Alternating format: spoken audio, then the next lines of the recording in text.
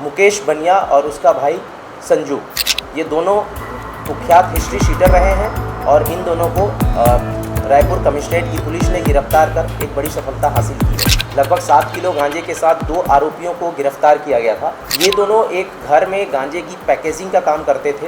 ये सूखे नशे के सौदागर कहे जाते थे। इन दोनों के बारे में जानकारी इकट्ठा की गई। इन दोनों की संलिप्तता थी। इन दोनों के संरक्षण में ही यह पूरा कारोबार चल रहा था।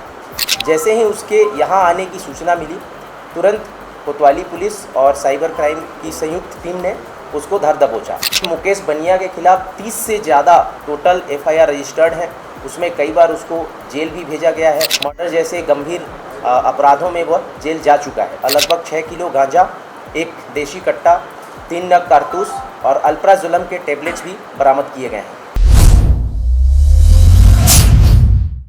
राजधानी रायपुर में लगातार नशा बेचने और खरीदने का कार्य आप देखते होंगे और ये रायपुर के कालीबाड़ी क्षेत्र में बहुत ही ज्यादा अधिक मात्रा में किया जाता है।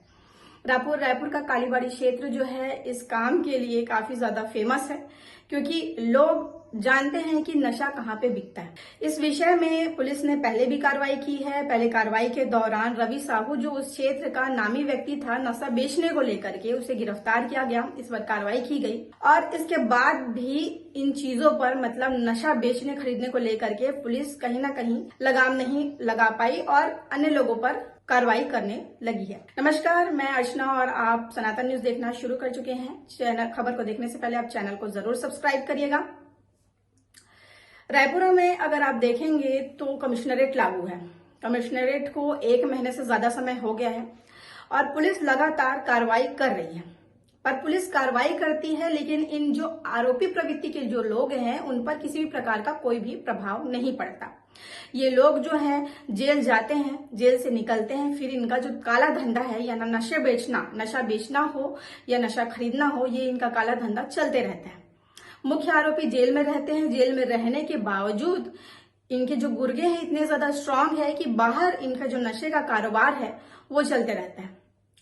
इस विषय में मुकेश बनिया और संजू बनिया को गिरफ्तार किया गया है। दोनों भाई हैं और दोनों मिलजुल कर काम किया करते थे। इनके पीछे लगभग 6 से 7 महीने पहले वारंट भी जारी किया गया था। पुलिस इन्हें खोज रही थी। ये दोनों फरार चल रहे थे। फरार चलने के बावजूद लगातार पुलिस इनके खोज में जुटी हुई थी। आखिरकार पुलिस को सफलता मिली और पुलिस ने इन्हें गिरफ्तार किया। इनके पास से 2400 नग टैबलेट, नशीला टैबलेट, जो आज के समय में आम युवा पीढ़ी को नशे में लिप्त कर देता है और लोग इसके ओर आकर्षित होते हैं, और जिससे सेहत के लिए भी बहुत ही ज्यादा हानिकारक है। पर लोग समझते नहीं है। बेचने वाले को क्या है, वो बेचते हैं और पैसा कमाते हैं। इनके पास से 7 किलो गांजा भी बरामद किया गया है और इनकी सारी जो सामान इनसे बरामद किए गए हैं वो लाखों के हैं। बड़ी बात तो ये है, इनके पास से अवैध हथियार भी जब्त किया गया है। अवैध हथियार यानी गन जब्त किया गया है। ये बहुत बड़ी बात है कि आप नशे के कारोबारी हो, उसके बाद भी उनके पास में एक अवैध हथियार है। अवैध हथियार रखना या गन रखना, ये बहुत बड़ी बात है। पुलिस लगातार कार्रवाई करने की बात करती है, लेकिन एक विषय आप देखेंगे कि कार्रवाई तो करती है, लेकिन इनका काम बाहर चलते रहता है। मतलब किसका संरक्षण है। बीच में एक विषय ये वायरल हुआ था, एक डायरी वायरल हुई थी जिसमें 1 बाय 1, चाहे वो पुलिस के छोटे अधिकारी हो चाहे वो पुलिस के बड़े अधिकारी हो, सारे लोगों के नाम उसमें लिखे हुए थे और उसमें किस किस पुलिस अधिकारी को कितना कितना पैसा दिया गया है वो भी उसमें लिखा हुआ था। मतलब आप सोच सकते हैं कि जो व्यक्ति नशे का कारोबार कर रहा है, जो व्यक्ति आज के युवा पीढ़ी को नशे में लिप्त करने का कार्य कर रहा है, उनकी पहुंच कितने ऊपर तक है। मतलब पुलिस अधिकारी से लेकर के, चाहे वो छोटा पुलिस अधिकारी हो, चाहे वो बड़ा पुलिस अधिकारी हो, चाहे वो कोई प्रशासनिक व्यक्ति हो, उसमें बकायदा नाम और उसमें उनका जितना अमाउंट उनको देना था या जितना अमाउंट उनको दिया जाता है, वो सारी चीजें उसमें मेंशन थी। ये बहुत बड़ा सवाल है, क्योंकि पुलिस अभी कार्रवाई करती है। कार्रवाई करने के बाद लोगों को गिरफ्तार करती है, जैसे मुकेश बनिया और संजू जैसे लोगों को गिरफ्तार करती है। उसके बावजूद उनके बिजनेस बाहर में फलते फूलते रहते हैं। पुलिस से सवाल किया गया कि आप लोगों के ऊपर कार्रवाई करते हैं, लोग गिरफ्तार होते हैं, उसके बावजूद जो है इस तरीके की चीजें कि क्यों जब गिरफ्तार हो गए हैं आरोपी तो क्यों इस तरह का कारोबार फल फूल रहा है।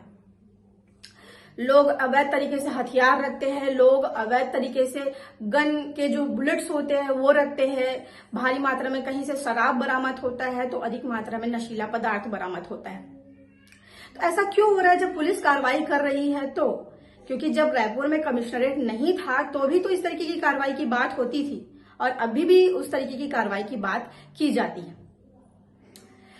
इन लोगों के ऊपर जो दोनों आरोपी हैं, चाहे वो मुकेश बनिया हो चाहे संजू हो, उनके ऊपर कुछ नहीं बहुत सारे, मतलब मुकेश के ऊपर 31 आरोप जो है पहले से दर्ज है और संजू के ऊपर 15 आरोप पहले से इनके ऊपर केस दर्ज है। और ये पूरा मामला कालीबाड़ी क्षेत्र का है। कुछ ऐसे जगह होते हैं जहां पर ये लोग इस तरीके के कार्य को अंजाम देते हैं। कालीबाड़ी क्षेत्र जो है वो इस कार्य के लिए, चाहे वो नशीला पदार्थ बेचना हो चाहे खरीदना हो, इसके लिए बहुत ही ज्यादा फेमस है। अब आगे देखने वाली स्थिति होगी कि पुलिस कार्रवाई तो कर रही है और लोगों को गिरफ्तार कर भी रही है। अब इस बार गिरफ्तारी हुई है, अब देख सकते हैं कि किस प्रकार जो है नशे पर लगाम लगाएगी या आगे और क्या कुछ कार्रवाई करती है। इस विषय को लेकर के पुलिस ने क्या कुछ कहा है उसे एक बार आप जरूर देखिएगा, चैनल को सब्सक्राइब कर लीजिएगा। धन्यवाद। जैसा कि आप सभी को पता है 23 फरवरी को कोतवाली थाना के अंतर्गत नेहरू नगर में एक कार्यवाही की गई थी जिसमें गांजे का सामान लगभग 7 किलो गांजे के साथ 2 आरोपियों को गिरफ्तार किया गया था जिनका नाम है जाफर और सुनील जगत। ये दोनों एक घर में गांजे की पैकेजिंग का काम करते थे। अलग अलग जो जिप बैग होते हैं, छोटे छोटी जो प्लास्टिक की पुड़ियाँ होती हैं, उनमें गांजे को पैक करके बेचा करते थे। साथ ही इन्होंने पुलिस से बचने के लिए या किसी भी तरह की कार्यवाही से बचने के लिए वहाँ पे मोशन सेंसर्स, कैमरा वगैरह इस तरह से लगाकर ये व्यवस्थित रूप से एक ऑर्गेनाइज्ड वे में क्राइम को अंजाम दे रहे थे और ये सूखे नशे के सौदागर कहे जाते थे। इसी तारतम्य में जब इन्वेस्टिगेशन को आगे बढ़ाया गया तो इसमें जो एक हिस्ट्री शीटर है मुकेश बनिया और उसका भाई संजू, इन दोनों के बारे में जानकारी इकट्ठा की गई। इन दोनों की संलिप्तता थी, इन दोनों के संरक्षण में ही यह पूरा कारोबार चल रहा था। ये मुकेश लगभग 4 महीने पहले गांजे के प्रकरण में ही जमानत पर बाहर रिहा हुआ है। उसके बाद जब से उसको पता चला कि उसकी तलाश की जा रही है, वो अलग अलग राज्यों में छिप रहा था, लुक रहा था। जैसे उसकी टेक्निकल एनालिसिस पे साइबर की टीम और कोतवाली की टीम को ये भी पता चला कि उसका लोकेशन कभी उड़ीसा में है, कभी एमपी में है तो कभी यूपी में है। जैसे ही उसके यहाँ आने की सूचना मिली, तुरंत कोतवाली पुलिस और साइबर क्राइम की संयुक्त टीम ने उसको धर दबोचा। उसके पश्चात उसके पास से लगभग 6 किलो गांजा, 1 देशी कट्टा, 3 नग कारतूस और अल्प्राजोलम के टैबलेट्स भी बरामद किए गए हैं। इस पूरी कार्यवाही में साइबर क्राइम की पूरी टीम और पुलिस कोतवाली की टीम ने ये रिकवरी की है और इसमें इन दोनों को गिरफ्तार करके जुडिशियल रिमांड पर भेजा जा रहा है। इन दोनों आरोपियों के खिलाफ कई सारे अपराध पहले से कायम हैं, जिसमें मुकेश बनिया के खिलाफ 30 से ज़्यादा टोटल FIR रजिस्टर्ड हैं। उसमें कई बार उसको जेल भी भेजा गया है, जिसमें गंभीर धाराओं में उसके खिलाफ अपराध पंजीबद्ध हैं। जैसे जो NDPS एक्ट के तहत उसके खिलाफ बहुत सारे अपराध ऑलरेडी दर्ज हैं। इसके अलावा अन्य भी मारपीट और मर्डर जैसे गंभीर अपराधों में वह जेल जा चुका है। उसके अलावा संजू के खिलाफ जो उसका भाई है, लगभग 15 के आसपास अपराध दर्ज हैं।